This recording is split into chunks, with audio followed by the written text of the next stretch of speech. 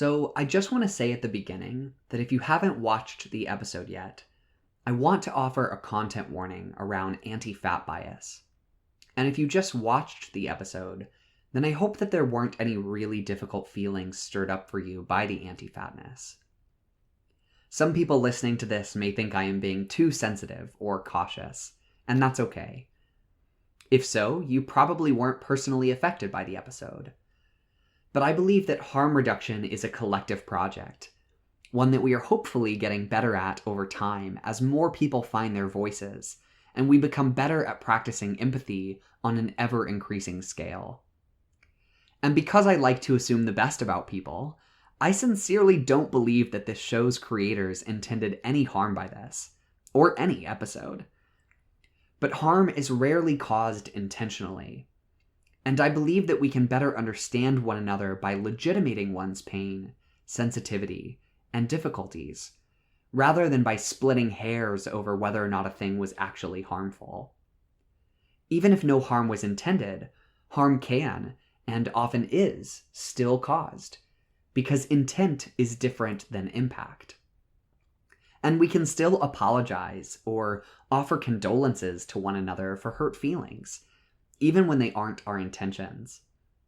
In fact, I think this increases vulnerability and empathy, and makes it more likely that people will listen seriously and deeply to us when our feelings are unintentionally or even irrationally hurt.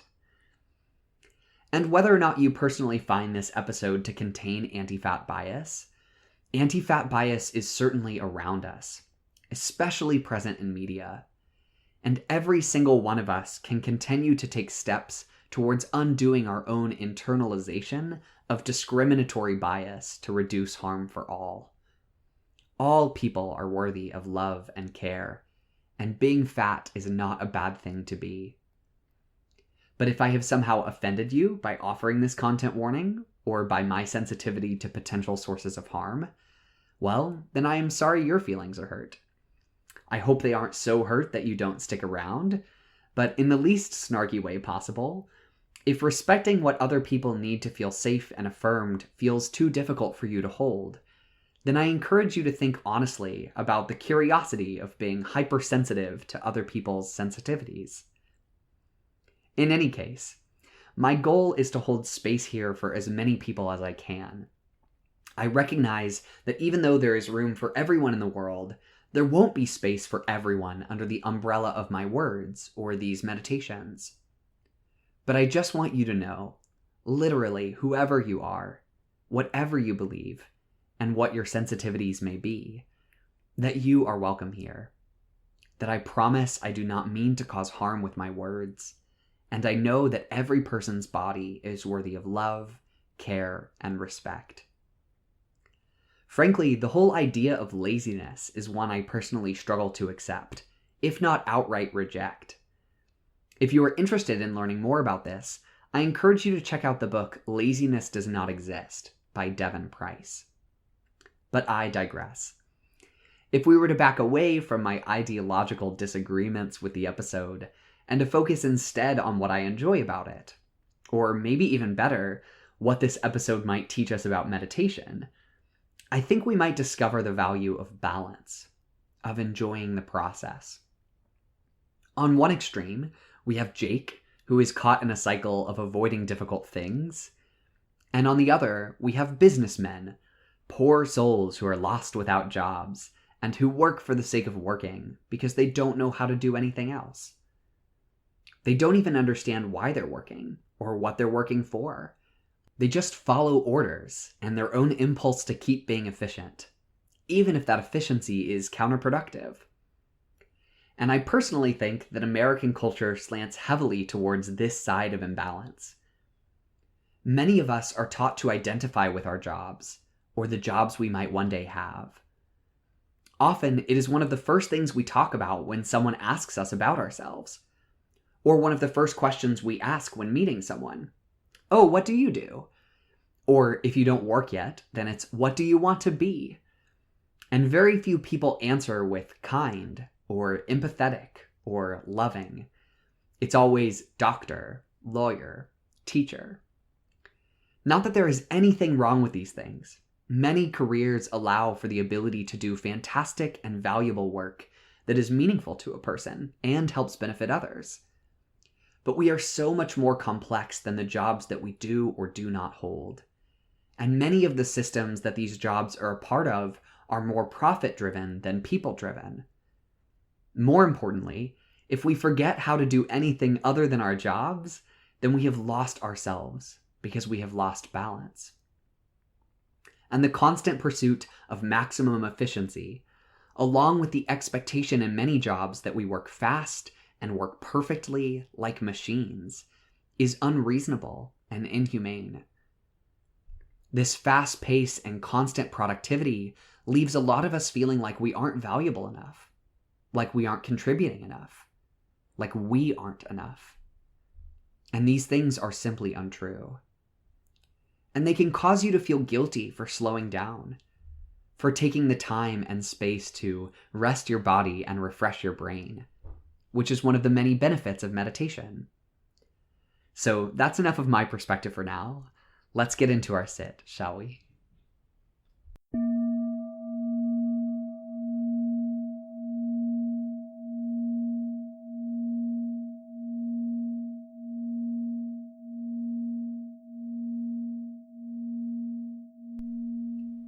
Right at the beginning, I'll offer my usual starting advice. There is no getting this wrong, whatever happens. Whatever comes up for you, there is no pass-fail, there is no right or wrong. We're just sitting with ourselves in a time of intention. What intention that is, and whether or not this time plays out like you hope or expect, it doesn't matter. This is a gift to you, and a gift to our shared planet. You can't get it wrong.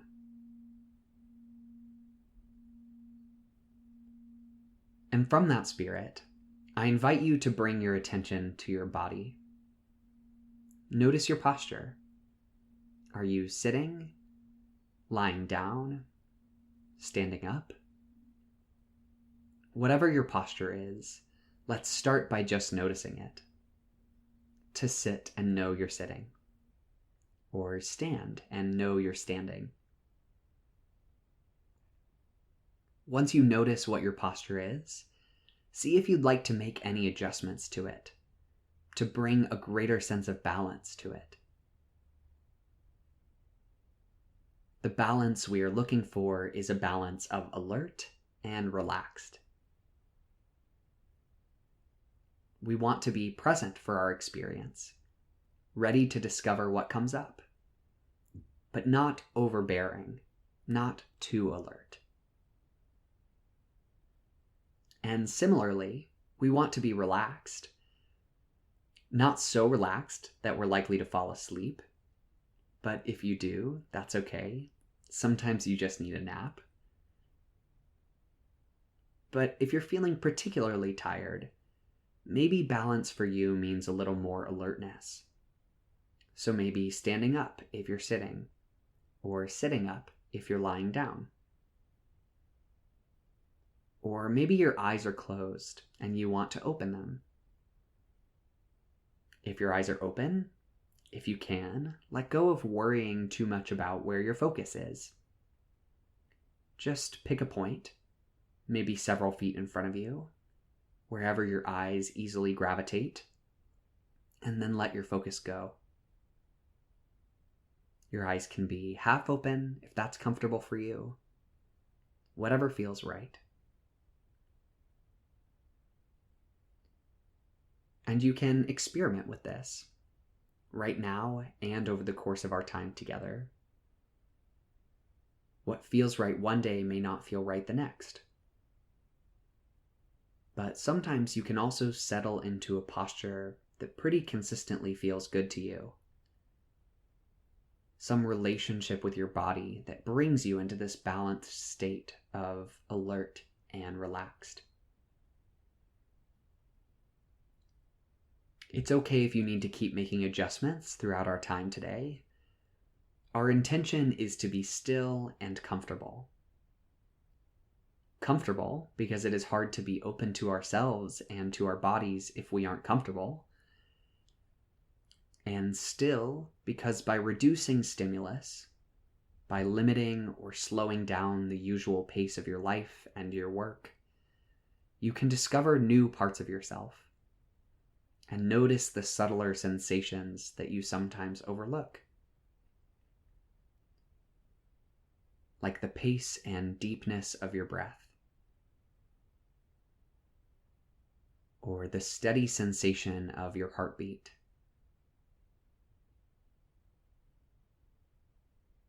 Note that it's possible to be still, to have a quiet and relaxed mind, even if you are moving. And indeed, in time, if you stick with this, I believe that this quality of mindfulness, this relationship of clarity and peace and awareness that you are learning to have with your body and mind, will follow you even outside of the time you spend meditating. At the same time, it can be hard to find stillness if you are always rushing, or giving in to every itch or micro adjustment you feel, as these can sometimes be distractions of the mind, ways to avoid boredom or pass the time more quickly. But whatever happens, be gentle with yourself, and be kind to yourself. If you've settled in a position and something comes up, maybe take a deep breath or two and see if the sensation passes on its own. Or if you can't find more space around it, or bring your attention somewhere else. But if you can't, don't worry about it. Scratch that itch. Just do it with as much mindfulness as you can. Or adjust your posture, but do it slowly and gently, knowing that you're doing it. We are just beginning to build our meditation foundations, if you will.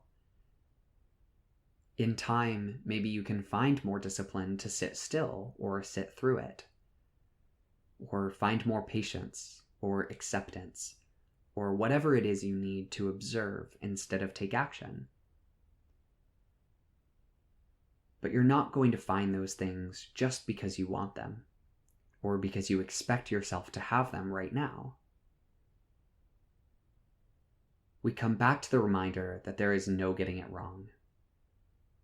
You haven't failed your meditation if you need to move your body or open your eyes or make any number of other adjustments. You are okay, right now. Your body is perfect and exactly as it should be. We spend so many hours of our lives chasing, pursuing, trying to become someone or something we believe is better than who we are right now. But see if you can't let that go, just for a couple of moments. Any changes you want to make on yourself or any dreams you want to pursue will still be there for you to pick up as soon as we are finished. But right now, you're perfect as you are. Just see what happens if you drop this affirmation into your mind or into your body. Maybe you meet it with immense resistance. Your body gets tense, or you 100% don't believe it. Maybe it feels great, fills you with warm and fuzzy feelings, but you doubt that it's true. Maybe it doesn't create any sensation at all, no change.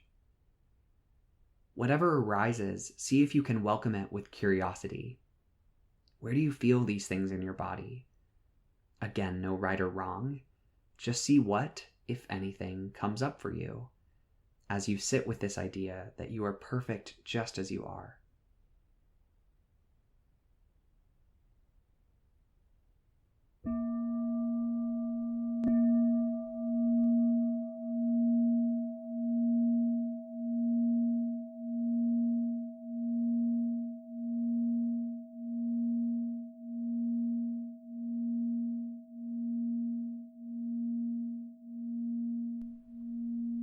All right, and whatever you did or did not feel today, whatever this experience was like for you, I invite you to bring a gentle smile to your face if it feels right.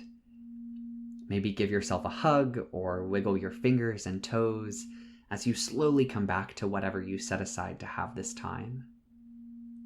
As you transition, take your time coming out of it, at a pace that feels right for you right now. And maybe you'll hold some things a little lighter. You did a great job. As we continue, I promise that I will talk less, hold more space for silence. But at least when I was first starting out, I really benefited from as much affirmation as possible. A lot of us need to hear reminders that we are okay, that we're doing okay, over and over again, because we are often exposed to many more messages that tell us to feel inadequate and insecure. And again, sitting with yourself and just observing what comes up can be a profoundly scary thing. So keep being gentle to yourself. If this doesn't feel like meditating yet, or isn't what you expected, that's totally fine. Meditation is not a binary thing.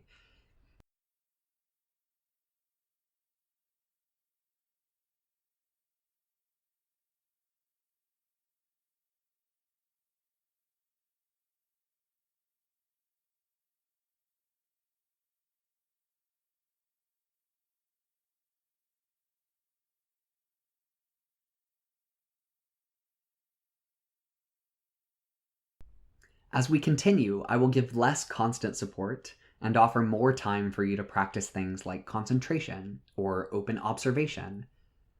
But I think it can be good to keep the training wheels on until you start to warm up to the habit of holding time to just sit with yourself, to carve out space to just be, and to affirm for yourself quite a few times that you can't do this wrong and you're doing a great and brave thing by taking this time.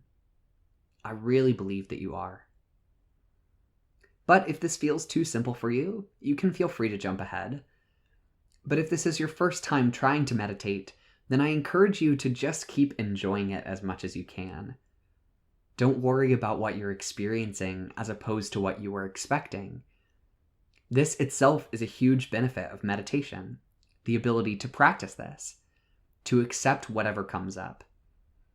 And I think if you have these reminders in the beginning, then if or when you feel stupid or distracted or insecure later, hopefully you will have a deeper root that is reminding you that there is no getting it wrong, that growth is not linear, that the time you are spending is valuable no matter what comes up or doesn't come up for you.